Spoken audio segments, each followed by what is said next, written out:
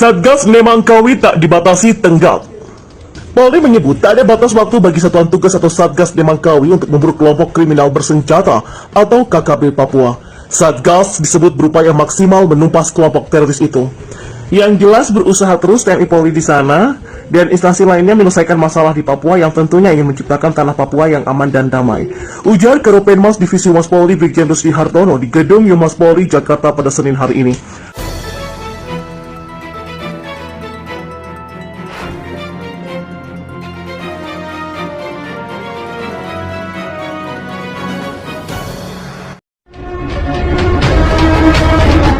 Satgas Nemangkawi tak dibatasi tenggat. Polri menyebut tak ada batas waktu bagi Satuan Tugas atau Satgas Nemangkawi untuk memburu kelompok kriminal bersenjata atau KKB Papua. Satgas disebut berupaya maksimal menumpas kelompok teroris itu. Yang jelas berusaha terus TNI Polri di sana dan instansi lainnya menyelesaikan masalah di Papua yang tentunya ingin menciptakan tanah Papua yang aman dan damai. Ujar Karopenmas Divisi Humas Polri Brigjen Rusdi Hartono di Gedung Humas Polri Jakarta pada Senin hari ini.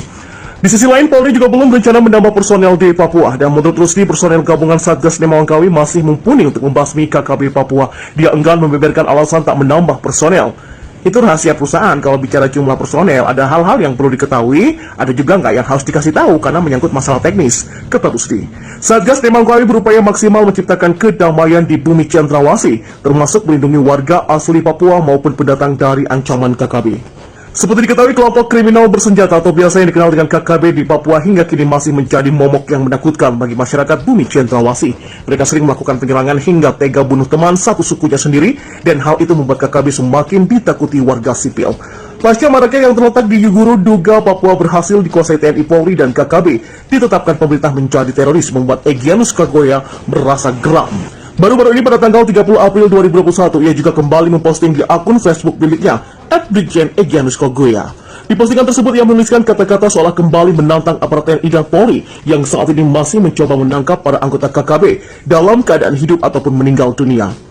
Terima kasih kolonial Indonesia yang sudah kasih nama kami sebagai teroris di dalam hukum Anda. Tapi sayang sekali karena dengan begitu Anda pertajam taktik perang gerilya kami. Satu hal yang kamu harus tahu yaitu teroris hanya di dalam hukummu, tapi di mata hukum alam dan hukum internasional tidak begitu. Kau akan kalah di tangan kami karena kami dilindungi 3 hukum besar, benar dan adil. 3-1, pada bisa kau jadi menang. Segala perlengkapan perang adalah milikmu Indonesia, tetapi medan perang adalah milik kami, TPNPB OPM. Tak ayal postingan itu juga menuai beragam komentar dari warganet. Topeng monyet dipakein topeng, eksodus kemana-mana, tulis salah satu akun. Lantas siapa Egyanus Kagoya? Dikutip dari Kompas.com, Egyanus Kagoya adalah pemimpin organisasi Papua Merdeka atau PM di Nduga. Jurnalis senior Papua Victor Mambor mengaku sempat bertemu dengan Egyanus Kagoya pada Januari 2019 di distrik Mua, Kabupaten Nduga. Berikut adalah sederet fakta dari Egyanus Kagoya. Yang pertama, dia masih muda. Victor menggambarkan sosok Egyanus seperti remaja, begitupun anak buahnya yang dinilai masih tergolong muda. Usianya sekitar 17-18 tahun, yang ada di sekitar Egyanus juga masih remaja, usianya masih belasan tahun.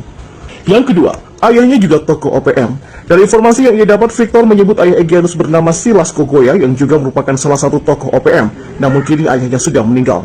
Yang ketiga, dia adalah seorang yang terpelajar. Dari pembicaraan selama 15 menit, Victor menilai Egyanus merupakan sosok yang terpelajar, berbeda dengan masyarakat lain yang ada di pegunungan. Namun Egyanus yang mengetahui bahwa ia sedang berbicara dengan seorang jurnalis, meminta agar hasil pembicaraan mereka tidak diberitakan. Yang keempat, keberadaannya di tempat terpencil. Egyanus Kagoya yang disebut-sebut sebagai otak aksi KKB Papua ini berada di sebuah daerah yang terpencil. Untuk bertemu dengan Egyanus, Victor menyebut ada pihak lain yang tak bisa ia sebutkan membantu untuk membuatkan janji. Pertemuan pun diatur pada tengah malam, dan sebelum bertemu, Victor Mambor memperkirakan saat itu ia harus berjalan kaki sekitar 2 jam sebelum tiba di lokasi Egyanus. Jalannya gelap, saya ikut arahan saja. Saya nggak tahu itu kami jalan ke arah mana sampai tiba di perkampungan, kata Victor. Rupanya Egyanus sudah menunggu Victor di dalam sebuah honai atau rumah adat suku pegunungan. Pertemuan pun berlangsung hanya sebentar, sekitar 15 menit saja. Kepala Kepolisian Daerah Kapolda Papua Inspektur Jenderal Matius D. Fakiri menyebut setidaknya ada 6 kelompok kriminal bersenjata KKB di Papua yang masih aktif yang beraksi di bumi Cendrawasih. Kapolda menyebut nama yang memimpin kelompok kriminal bersenjata itu diantaranya adalah Lekage Telenggeng dan Egyanus Kagoya. Mereka masih aktif melakukan kekerasan bersenjata yang akhirnya menjadi teror bagi masyarakat. Imbu Fakiri pada Minggu kemarin. Menurut Inspektur Jenderal Matius, ke-6 KKB tersebut tidak beraksi di semua wilayah Papua. Mereka hanya beraksi di beberapa tempat saja. Dari kepolisian, dari yang sudah kami petakan, sebenarnya kelompok ini adalah kelompok yang besar. Tapi yang aktif cuma ada 6 kelompok di Puncak, Intan Jaya, dan juga Nduga, ujar Kapolda. Irjen Matius Devahidi pun membeberkan sepak terjang masing-masing kelompok tersebut. Pada tahun 2021, KKB pimpinan LKG Telenggeng menjadi kelompok yang paling aktif membuat aksi kekerasan di Kabupaten Puncak. Kemudian KKB pimpinan Sabinus Waker pada 2020 sangat meresahkan di Intan Jaya. Selain itu, Fahidi juga menyebut kelompok baru yang merupakan bagian dari kelompok LKG Telenggeng yang mulai aktif melakukan teror. Ada kelompok LKG Telenggeng Militer Murib Sabinus Waker, ada kelompok Paniai, ada kelompok Nduga Maegianus Kogoya, dan juga ada sempalan-sempalan kelompok LKG yang sudah muncul. Tutur perwira menengah Polri dengan 3 melati di pundaknya tersebut. Selain 6 kelompok tersebut, Fakhiri juga mengungkapkan sudah ada beberapa KKB yang sudah tidak aktif lagi, bahkan sudah ada yang telah kembali di tengah-tengah masyarakat. KKB Papua sulit ditaklukkan aparat, begini perkiraan kekuatannya menurut pengamat. Upaya pemerintah Indonesia untuk menumpas kelompok kriminal bersenjata Papua atau KKB Papua yang saat ini telah ditetapkan sebagai teroris tak akan mudah. Pasalnya medan yang berat serta kurangnya penguasaan lapangan maupun pegunungan khususnya di Papua membuat tim Densus 88 akan kesulitan menghadapi teroris di Papua. Pengamat teroris dari Community of Ideological Islamic Analysis yaitu Hans Abu Ulya membeberkan kekuatan kelompok teroris atau OPM Papua. Kekuatan yang dimiliki oleh teroris OPM atau KKB ini menjadi medan perang yang sangat sulit ditembus Polri, utamanya tim Densus 88. Saya duga tidak semudah membalikkan telapak tangan untuk menumpas kelompok ini. Polri, terutama Densus 88 sebagai ujung tombak terdepan untuk melakukan penindakan. Kata Haris dilansir dari pojok1.id pada Sabtu hari ini. Medan perang yang dimaksud kata Haris yaitu OPM lebih menguasai pegunungan atau tempat persembunyian yang ada di Papua, sehingga hal itu menjadi tantangan yang besar bagi tim Densus untuk melawan KKB. Medan yang cukup berat, apa Densus 88 terlatih untuk naik turun gunung? Apakah bisa hadapi taktik perang gerilya di pegunungan?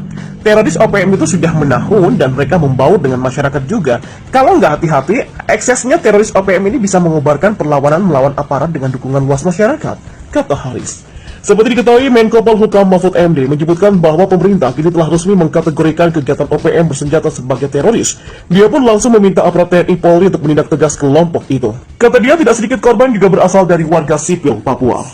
Pemerintah sudah meminta kepada Polri, TNI, BIN, dan aparat-aparat terkait untuk segera melakukan tindakan secara cepat, tegas, dan terukur. Kata Mahfud dalam konferensi pers di gedung Kemenko Polhukam. Menurut Mahfud, pelabelan teroris sudah berdasarkan pada ketentuan dalam Undang-Undang Nomor 5 Tahun 2018 tentang pemberantasan tindak pidana terorisme.